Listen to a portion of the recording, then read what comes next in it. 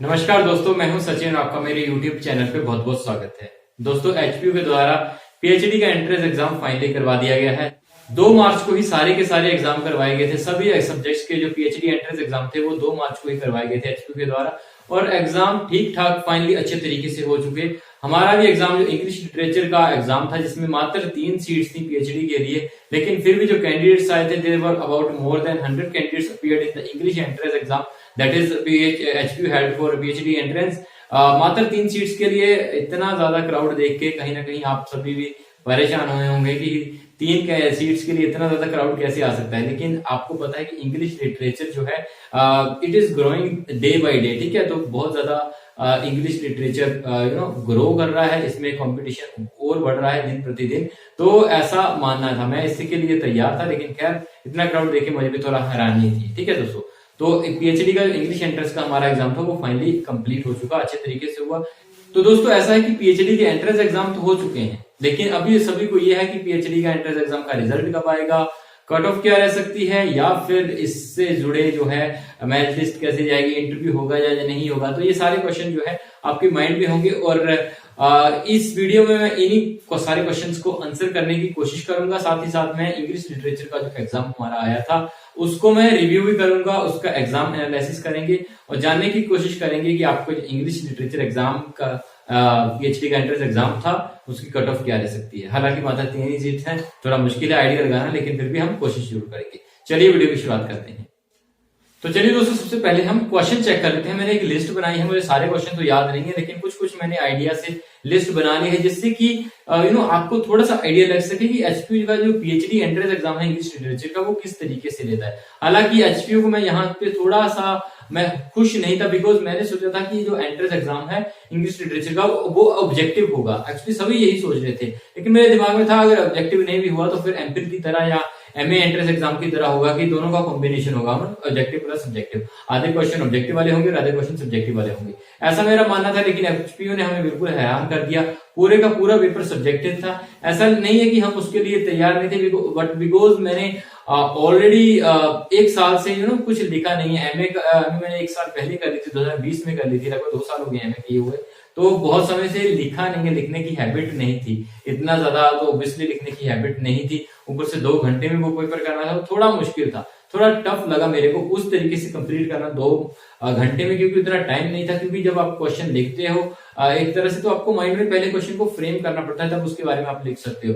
और दूसरी बात यह है कि हम नेट की तैयारी कर रहे हैं, तो नेट में ऐसा कुछ है नहीं क्वेश्चन लिखने वाला, हमें तो सिंपल आपको मार्क करना होता है, और वो काफी आसान है काम है। तो कहीं ना कहीं उसकी तैयारी कर रहे थे हम 1 साल से, तो वो कहीं ना कहीं मुझे थोड़ा अटपटा सा लगा, तो थोड़ा अच्छा नहीं लगा, क्योंकि ये थोड़ा मुश्किल हो जाता है उनके लिए जो काफी समय से राइटिंग में टच में नहीं है। तो खैर कोई बात नहीं। एग्जाम का जो पैटर्न था, अगर मैं सिलेबस की बात करूं तो बहुत अच्छा पैटर्न था, पीएचडी लेवल का था। मुझे उम्मीद नहीं थी कि एचपीयू इस तरीके का एग्जाम डाल सकता है, लेकिन उन्होंने डाला और उन्होंने हैरान किया। और मैं खुश था हालांकि ऐसा एग्जाम देखे, क्योंकि ठीक है थोड़ा कम्पिटिटिव एग्जाम है ना, इतना इजी नहीं है ना, केक एंड ब्रेड वाला एग्जाम नहीं है, थोड़ी मेहनत करनी पड़ी थी आपको, है ना। थोड़ा ट्रिकी था, लेकिन डिफिकल्ट तो नहीं कह सकते उसको। इस लेवल का तो एग्जाम होना चाहिए जब आप एचपीयू के लिए या किसी भी और यूनिवर्सिटी के लिए पीएचडी एंट्रेंस के लिए अपीयर हो रहे हैं, तो फिर इस लेवल का एग्जाम तो होना चाहिए, ऐसा मेरा मानना है। लेकिन हाँ, उन्हें पैटर्न के बारे में थोड़ा बता देना चाहिए था पहले ही, जब आप वेबसाइट पे आपने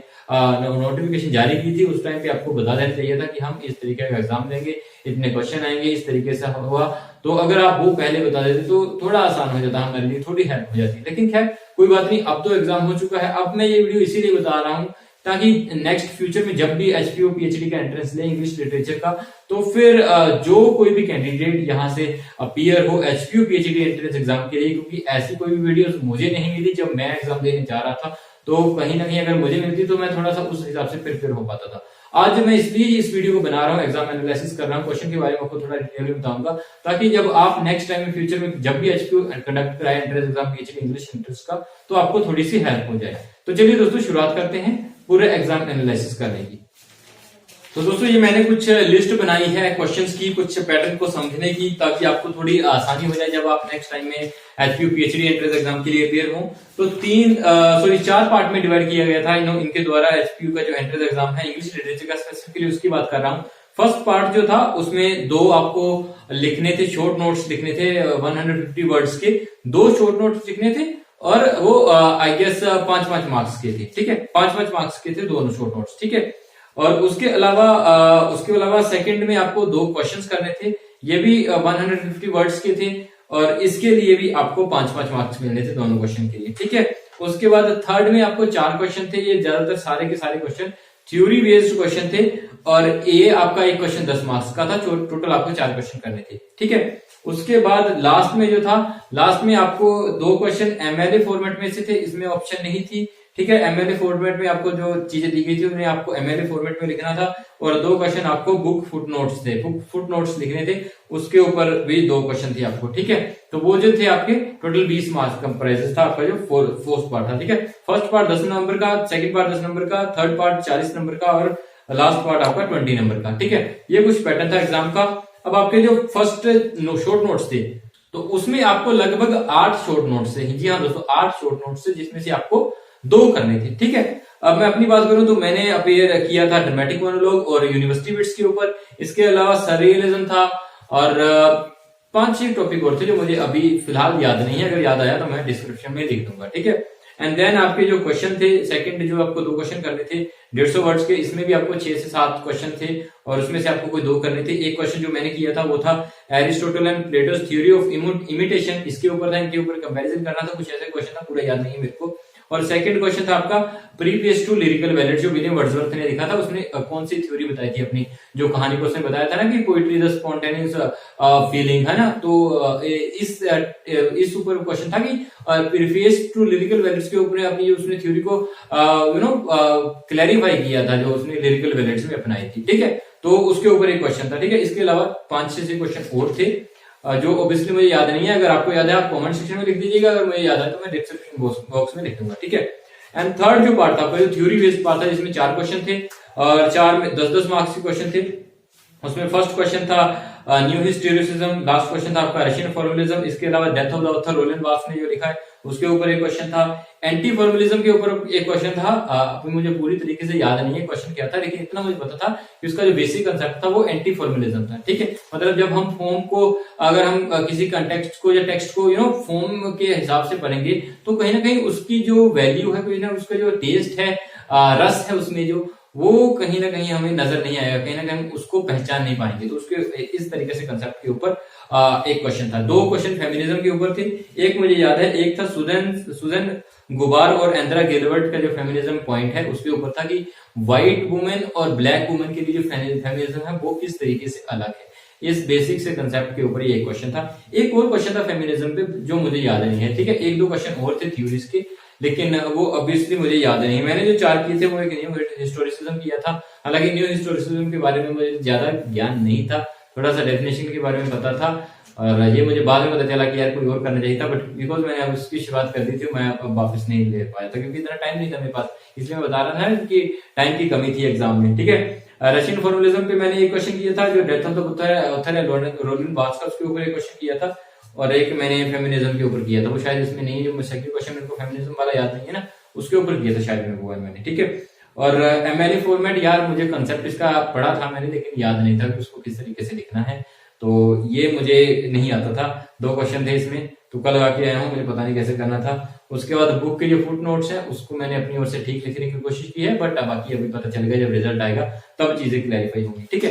फाइनली अगर मैं इस एग्जाम की बात करूं तो मैं प्रिपेयर नहीं था इस एग्जाम के लिए, हालांकि मैं तैयारी पूरी कर रहा था, लेकिन मैं सब्जेक्टिव के लिए प्रिपेयर नहीं था, मैं ऑब्जेक्टिव की तैयारी कर रहा था। मुझे ऐसा था कि अगर आया भी तो आई थिंक कॉम्बिनेशन ही आएगा, लेकिन ऐसा नहीं हुआ, उन्होंने पूरा पेपर सब्जेक्टिव डाल दिया। खैर ये उनकी मर्जी है, लेकिन अगली बार के लिए मैं एचपीयू से कहना चाहूंगा कि अगर आप पीएचडी एंट्रेंस एग्जाम कंडक्ट करवा रहे हैं तो ऑब्वियसली अपनी वेबसाइट पे उसका जो पैटर्न है उसको जरूर डालिए, ठीक है। सिलेबस मत डालिए, सिलेबस तो खैर हमें पता है कि हम पीएचडी स्कॉलर हैं, होने वाले हैं, तो फिर हमें हमारी तैयारी उस लेवल की होनी चाहिए कि हमें विदाउट सिलेबस भी तैयार करना पड़े, क्योंकि जैसे हम नेट तैयार करते हैं उसमें भी तो पूरी तरह से सिलेबस उन्होंने बताया नहीं है, फिर भी हम तैयारी करते हैं। तो हम पीएचडी एंट्रेंस भी कर लेंगे, इतनी कोई बड़ी बात नहीं है, लेकिन फिलहाल आपको मेरे ख्याल से आपको पैटर्न जरूर देना चाहिए था। ये मेरा मानना है, आपका क्या मानना है आप कमेंट सेक्शन में अपनी राय जरूर दे सकते हैं। तो दोस्तों बात कर लेते हैं कट ऑफ की। देखिए कट ऑफ का ऐसा है कि मुझे बाकी सब्जेक्ट की तो इतनी नॉलेज नहीं है, इतना पता भी नहीं है कितनी सीट्स ही आपके सब्जेक्ट में हालांकि पूरा वेबसाइट पे अवेलेबल है, लेकिन मुझे एग्जाम का नहीं पता था किस तरीके से आया था। तो मैं आपके सब्जेक्ट की कट ऑफ तो ऑब्वियसली नहीं बता पाऊंगा, आप अपने सब्जेक्ट के कंसर्न के से उससे कंसर्न प्रोफेसर से बात कर सकते हैं, लेकिन अगर आपने एग्जाम दिया है तो आपको खुद ही पता चल जाएगा, ठीक है। और अगर मैं इंग्लिश की कट ऑफ की बात करूं तो दोस्तों मात्र 3 सीट्स हैं, हालांकि तीनों अनरिजर्व हैं, लेकिन मात्र 3 सीट्स हैं। 3 सीट्स में बी कट ऑफ का आइडिया लगाना मेरे ख्याल से बहुत मुश्किल है, ठीक है। लेकिन अगर मैं एग्जाम पैटर्न को देखूं, एग्जाम पैटर्न को पूरी तरीके से एनालाइज करूं, तो मेरा मानना है कि कट ऑफ इसकी रहेगी 55 से 60 मार्क्स के बीच। जी हाँ दोस्तों, 55 से 60 मार्क्स के बीच कट ऑफ रहेगी। अब इतना भी आइडिया नहीं है कि ये इंटरव्यू के लिए 3 लोगों को ही अवेलेबल करेंगे, बुलाएंगे, या फिर सीधे डायरेक्ट सिलेक्शन करेंगे ये मेरिट के बेस पे 3 लोगों का, या फिर ये नेट को, सेट को या फिर एमफिल को साथ में ही कंसीडर कर लेंगे, या बाद में इंटरव्यू के टाइम पे कंसीडर करेंगे, ये मुझे इसका आइडिया नहीं है, ये तो यूनिवर्सिटी वाले ही कंफर्म करवा सकते हैं।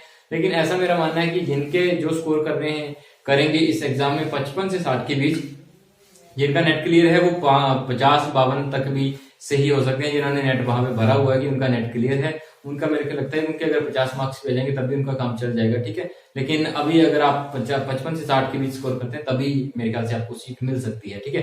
बाकी कोई ऐसा क्लैरिफाई नहीं है, ऐसा नहीं है कि मैं कन्फर्म ही बता रहा हूँ, ये मेरा एक आइडिया है एग्जाम पैटर्न को देखते हुए और जो नंबर ऑफ क्राउड था उसको देखते हुए मेरे ख्याल से ये मेरा आइडिया है कि इतनी तो कट ऑफ जाएगी इसकी, ठीक है। बाकी डिपेंड करता है एचपीयू कितनी सीट्स फिल करता है, 3 सीट है तो 3 ही सीट वो चुनेंगे, ठीक है।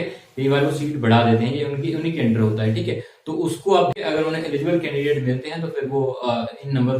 तो दोस्तों फाइनली बात करते हैं रिजल्ट की। देखिए अगर मैं रिजल्ट की बात करूं तो एचपीयू का जो पहले का जो रहा है सीजन इनका, जब भी इन्होंने एमफिल एंट्रेंस, एमए एंट्रेंस करवाए हैं, तो ऐसा मेरा मानना है कि 1-1.5 महीना तो इनको लग जाता है, क्योंकि पीएचडी एंट्रेंस में ऐसा है कि ज्यादा कैंडिडेट्स अपीयर नहीं होते हैं। पीएचडी जो एंट्रेंस एग्जाम होता है, पीएचडी और एमफिल का जो एंट्रेंस एग्जाम होता है, उसमें ज्यादा कैंडिडेट्स अपीयर नहीं होते हैं। तो इनका जो रिजल्ट का टाइम है वो लगभग 1 महीने के अंदर अंदर रिजल्ट इनका आ जाता है। 15 से 20 दिन के अंदर भी आ सकता है, लेकिन 1 महीने के अंदर अंदर भी इनका रिजल्ट जो है फाइनली ज्यादा से ज्यादा 1 महीने के अंदर अंदर इनका रिजल्ट आ जाता है। और एचपीयू का ऐसा नहीं कि आपको सारे सब्जेक्ट के रिजल्ट एक ही साथ डिक्लेयर करेंगे। इनका ऐसा है कि जिसके एग्जाम चेक हो गए उनका रिजल्ट ही अपलोड कर दिए जाएंगे, ऐसा कुछ होता है इनका। मतलब हो सकता है कि अगर आपके नंबर ऑफ एप्लीकेंट्स कम थे आपके एग्जाम में तो फिर आपका रिजल्ट जल्दी आ जाएगा। यहाँ पे नंबर ऑफ एप्लीकेंट्स ज्यादा थे, उनका एग्जाम थोड़ा लेट आएगा। जिनका ऑब्जेक्टिव था उनका जल्दी आ जाएगा, जिनका सब्जेक्टिव था उनका थोड़ा समय लग सकता है, ठीक है। तो आप वेट कर लीजिए, मैक्सिमम 1 मंथ का टाइम होता है, 1 मंथ के अंदर अंदर आपके रिजल्ट आ जाता है।